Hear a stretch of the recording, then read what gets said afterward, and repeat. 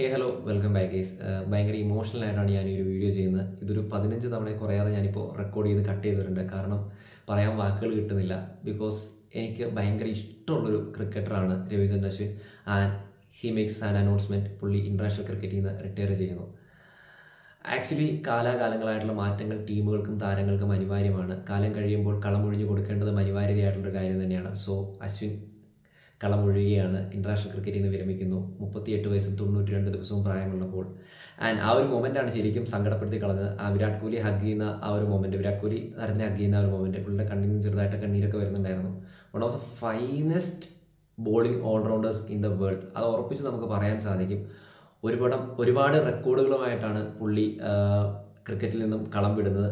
ടോട്ടലായിട്ട് നമ്മൾ നോക്കിക്കഴിഞ്ഞാൽ ടെസ്റ്റിൽ 106 മത്സരങ്ങൾ, 200 ഇന്നിങ്സുകളിൽ നിന്നും 537 വിക്കറ്റുകൾ എടുത്തിട്ടുള്ളൊരു താരമാണ്. With average of 24, with economy of 2.83.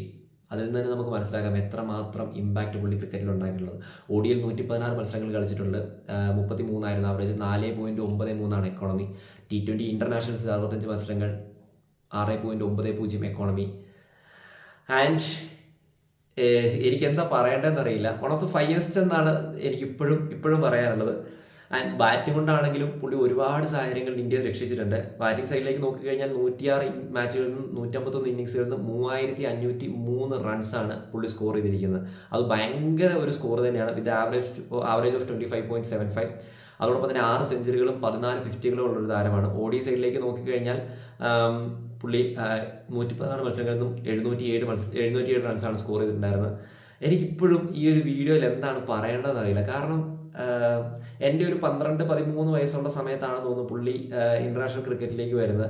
അപ്പോൾ തൊട്ട് ഉള്ളിൽ കയറിയിട്ടുള്ള രൂപമാണ് അശ്വിൻ എന്ന് പറയുന്നത്. കാരണം പല സാഹചര്യങ്ങളിലും ബാറ്റ് കൊണ്ടാണെങ്കിലും ബോൾ കൊണ്ടാണെങ്കിലും ഒരുപാട് ടീമിന് വേണ്ടി ഇമ്പാക്റ്റ് ഉണ്ടാക്കിയിട്ടുണ്ട്. അതുപോലെ തന്നെ നല്ല കിട്ടിലൊരു ക്യാരക്ടറുള്ള മനുഷ്യനാണ്.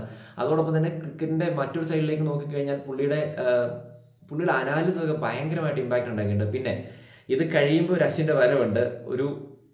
എന്താ നമ്മൾ ഇൻ്റർനാഷണൽ ക്രിക്കറ്റിൽ ആക്റ്റീവ് ആയിരിക്കുന്നതുകൊണ്ട് പറയാൻ പറ്റാത്ത പല കാര്യങ്ങളും പുള്ളി ഇങ്ങനെ കടിച്ചു പിടിക്കാറുണ്ടായിരുന്നു. സോ ഇനി അവർക്ക് കുറച്ച് വെടിപൊട്ടിക്കലുകൾ ഉണ്ടാവുമെന്ന് പ്രതീക്ഷിക്കാം. പുള്ളി ആ ഒരു സൈഡിൽ ഇരുന്നിട്ടും പുള്ളി കുറേ കാര്യങ്ങൾ പറഞ്ഞിട്ടുണ്ട്. അതെല്ലാവർക്കും അറിയാവുന്ന ഒരു കാര്യം തന്നെയാണ്. സോ എന്തായാലും ഞാൻ കുറേ തവണ പറഞ്ഞു എനിക്ക് എന്താണ് പറയേണ്ടതെന്ന് അറിയില്ല. എന്നെ ഭയങ്കരമായിട്ട് സങ്കടപ്പെടുന്ന ഒരു കാര്യമാണ്. പക്ഷേ ശരിയാണ്, കാലകാലങ്ങളായിട്ടുള്ള മാറ്റങ്ങൾ ടീമുകൾക്ക് അനിവാര്യം തന്നെയാണ്.